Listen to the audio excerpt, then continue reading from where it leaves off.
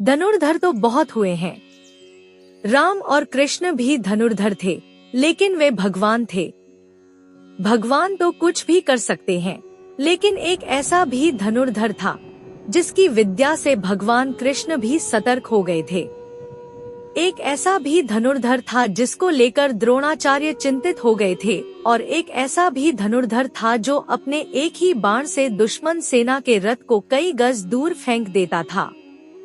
इन सभी के तीर में था दम, लेकिन सर्वश्रेष्ठ तो सर्वश्रेष्ठ ही होता है।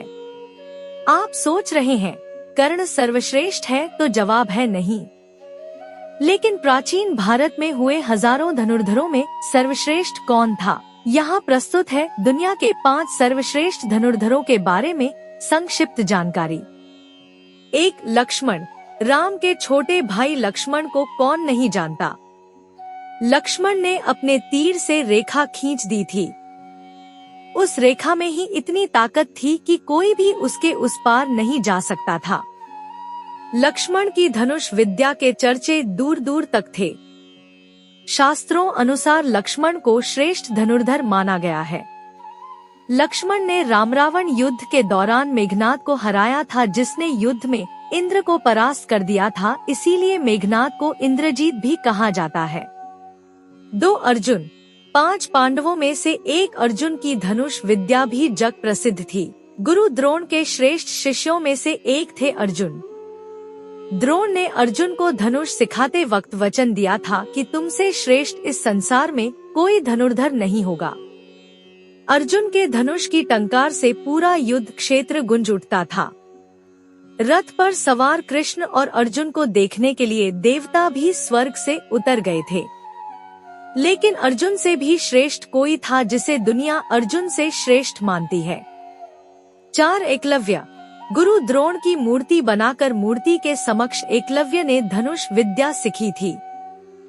गुरु द्रोण को जब इस बात का पता चला कि एकलव्य अर्जुन से भी श्रेष्ठ धनुष बाण चलाना सीख गया है, तो उन्होंने एकलव्य से पूछा कि तुमने यह विद्या कहाँ से सीखी। इस पर एकलव्य ने कहा, गुरुवर, मैंने आपको ही गुरु मानकर आपकी मूर्ति के समक्ष यह विद्या को हासिल किया था। इस बात पर द्रोण ने कहा कि तब तो हम गुरु दक्षिणा के हकदार हैं। एकलव्य यह सुनकर प्रसन्न हो गया और कहने लगा, मांगिए गुरुदेव, क्या चाहिए। द्रोण ने कहा कि तुम जिस हाथ से प्रत्यंचा चढ़ाते हो, मुझे उस हाथ का अंगूठा चाहिए।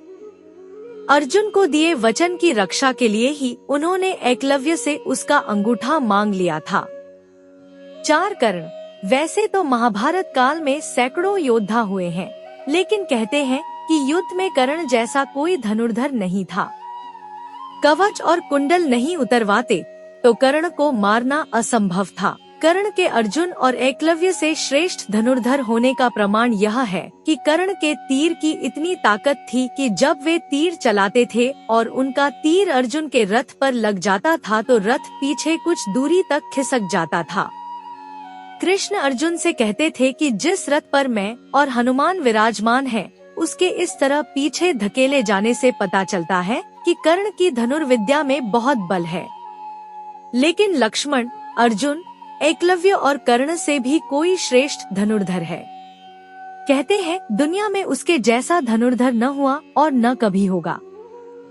5. बर्बरीक। हाँ, बर्बरीक दुनिया का सर्वश्रेष्ठ धनुर्धर थे। युद्ध के मैदान में भीम पौत्र बर्बरीक दोनों खेमों के मध्य बिंदु एक पीपल के वृक्ष के नीचे खड़े हो गए और यह घोषणा कर डाली कि मैं उस पक्ष की तरफ से लड़ूंगा जो हार रहा होगा। भीम के पौत्र बर्बरीक के समक्ष जब अर्जुन तथा भगवान श्री कृष्ण उसकी वीरता का चमत्कार देखने के लिए उपस्थित हुए, तब बर्बरीक ने अपनी वीरता का छोटा सा नमूना मात्र ही दिखाया। कृष्ण ने कहा कि यह जो वृक्ष है, इसके सारे पत्तों को एक ही तीर से छेद दो तो मैं मान जाऊंगा। बर्बरीक ने आज्ञा लेकर तीर को वृक्ष की ओर छोड़ दिया। जब तीर एक एक कर सारे पत्तों को छेदता जा रहा था, उसी दौरान एक पत्ता टूटकर नीचे गिर पड़ा।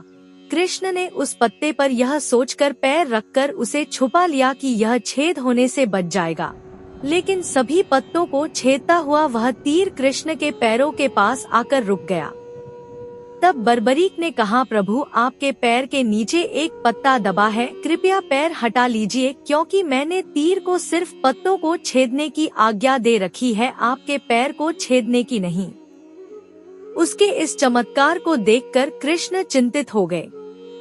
भगवान श्री कृष्ण यह बात जानते थे कि बर्बरीक प्रतिज्ञावश हारने वाले का साथ देगा। यदि कौरव हारते हुए नजर आए तो फिर पांडवों के लिए संकट खड़ा हो जाएगा, और यदि जब पांडव बर्बरीक के सामने हारते नजर आए तो फिर वह पांडवों का साथ देगा।